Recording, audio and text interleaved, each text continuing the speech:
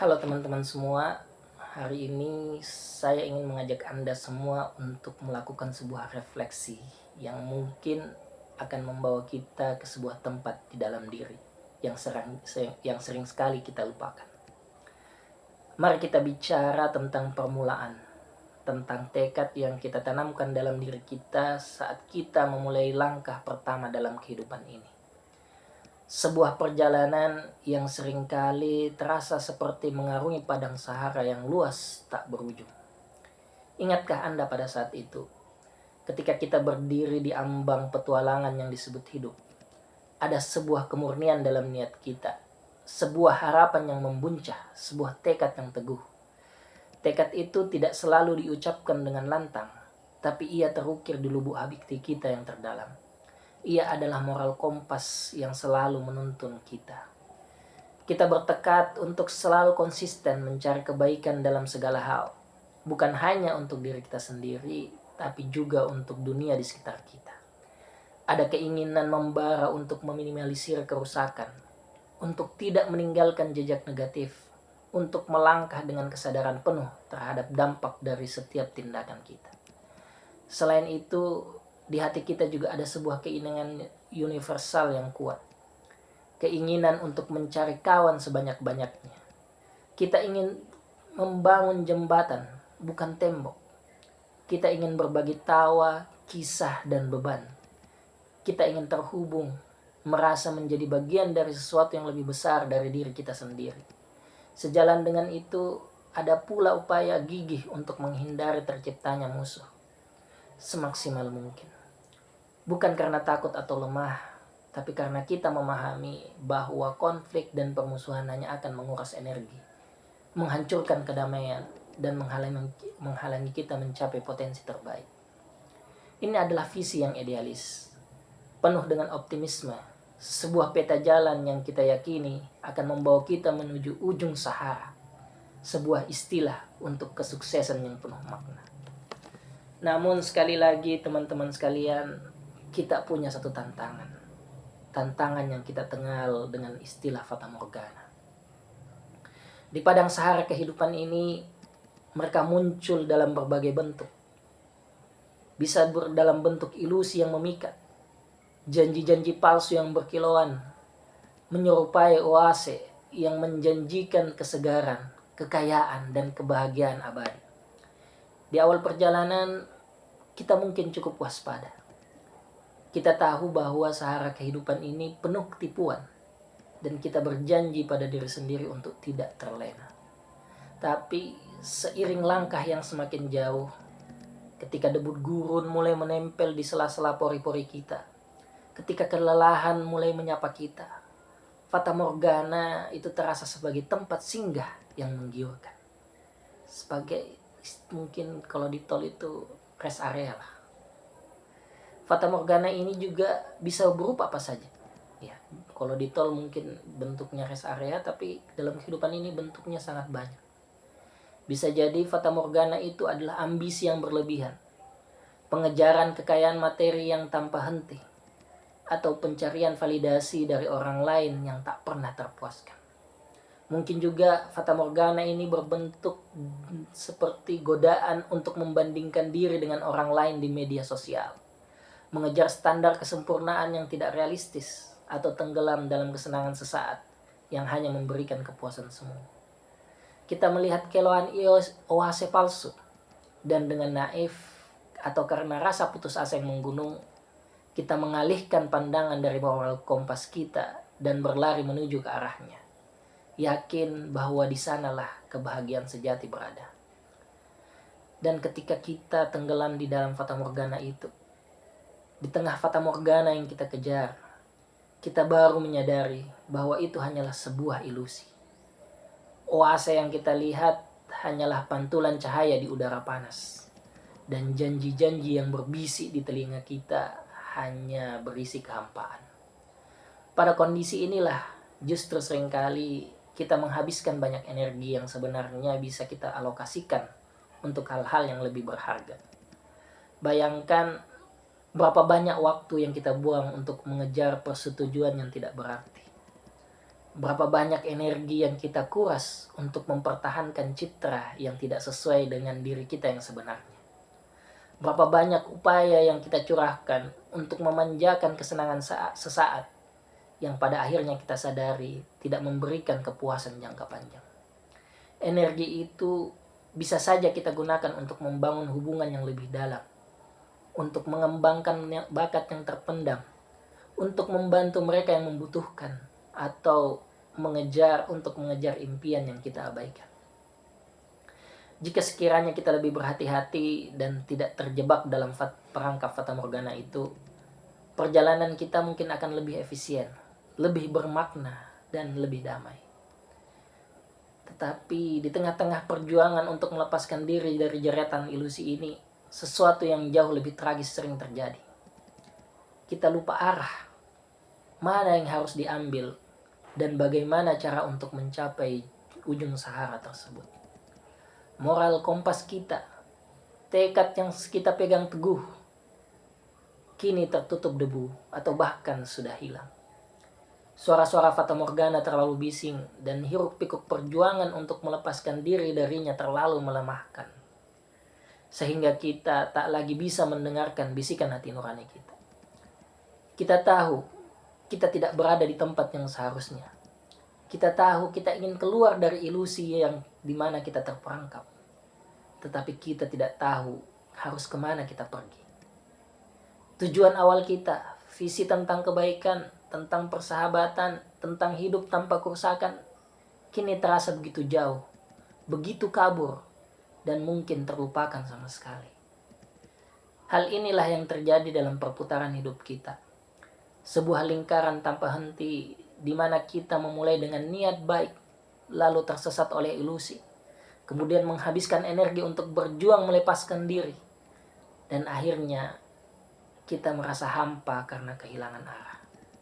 Kita terus melangkah, tapi langkah-langkah itu tanpa tujuan yang jelas. Kita hidup, bernafas, bekerja, berinteraksi, namun seringkali kita merasa seperti sebuah kapal tanpa nahkoda, terombang-ambing di lautan yang tak bertepi. Tanpa tahu pelabuhan mana yang harus dituju, kita menjalani hidup tanpa arah dan tujuan yang jelas. Bayangkan saja seorang penjelajah, ketika ia memulai perjalanan melintasi gurun, dia punya peta dan kompas yang jelas. Dia tahu destinasinya, dan dia memiliki semua yang dibutuhkan untuk mencapai destinasi tersebut. Namun, di tengah perjalanan, di tengah kehausan yang tak tertahankan, ia melihat bayangan air di kejauhan. Ia mengira itu adalah oase dan bergegas ke sana. Ia buang peta dan kompasnya karena dianggap beban dalam pengejaran tersebut. Namun ketika akhirnya ia sadar bahwa itu hanyalah fata morgana, hanyalah sebuah ilusi, ia sudah berada jauh keluar dari jalur. Peta dan kompasnya hilang dan ia tidak tahu lagi kemana tujuannya. Ia kini hanya berjalan, berharap menemukan sesuatu apapun itu yang bisa menentunya. Sangat menyedihkan, tapi kalau kita pahami lebih dalam, mungkin kita akan merasa seringkali sosok petualang tersebut adalah diri kita sendiri di dalam kehidupan ini.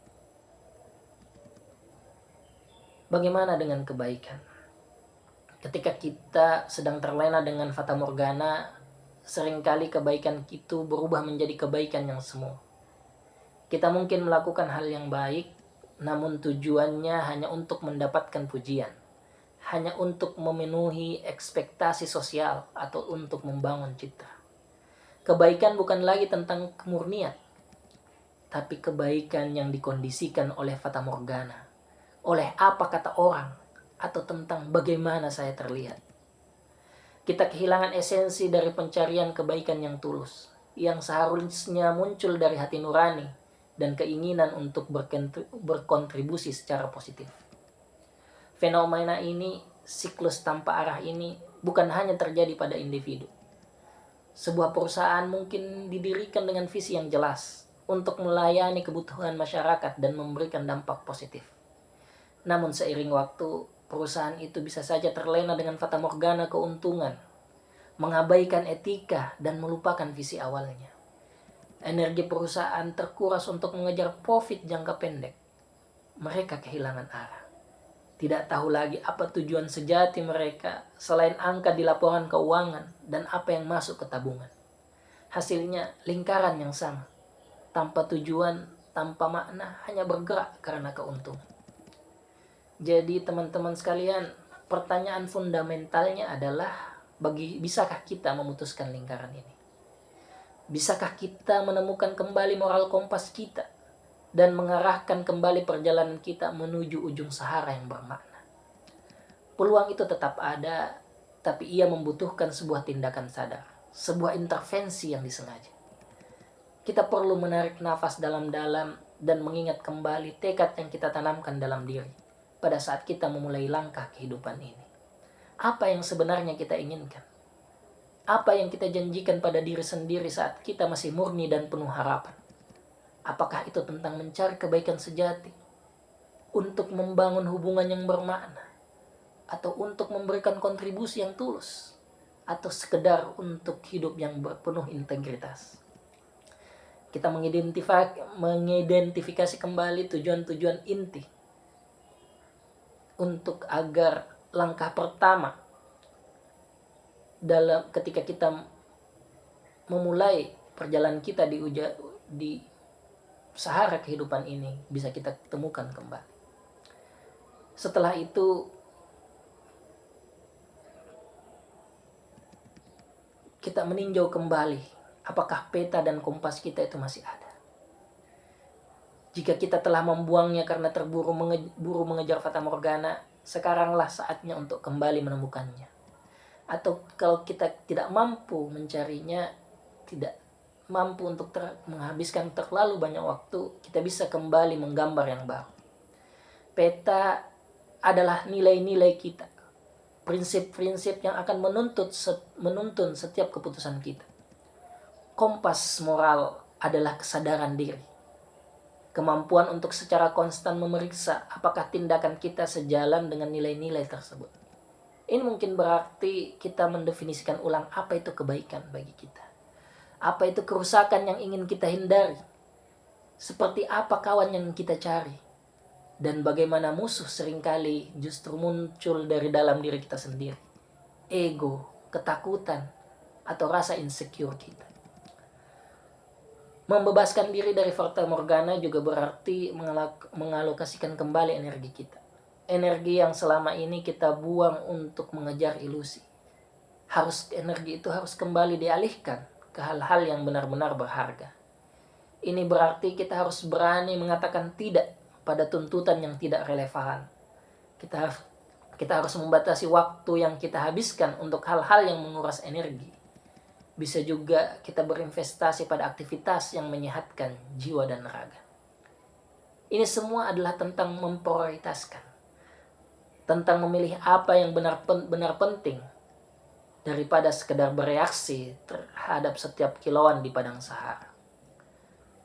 Perjalanan ini bukanlah tanpa tantangan. Fata morgana akan terus muncul. Kita akan terus menghadapi godaan untuk tersesat.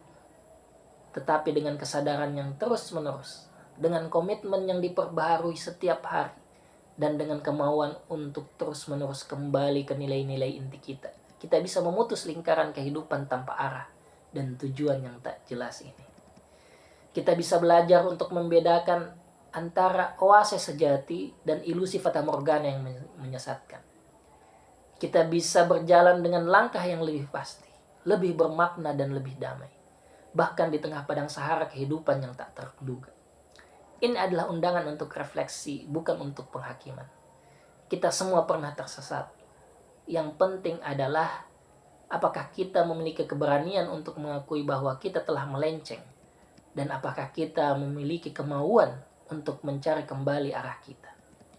Ujung sahara mungkin bukan berupa tempat fisik, melainkan sebuah kondisi batin, sebuah keadaan di mana kita hidup dengan tujuan, dengan integritas, dan dengan rasa damai yang mendalam, karena kita tahu persis kemana kita melangkah dan mengapa.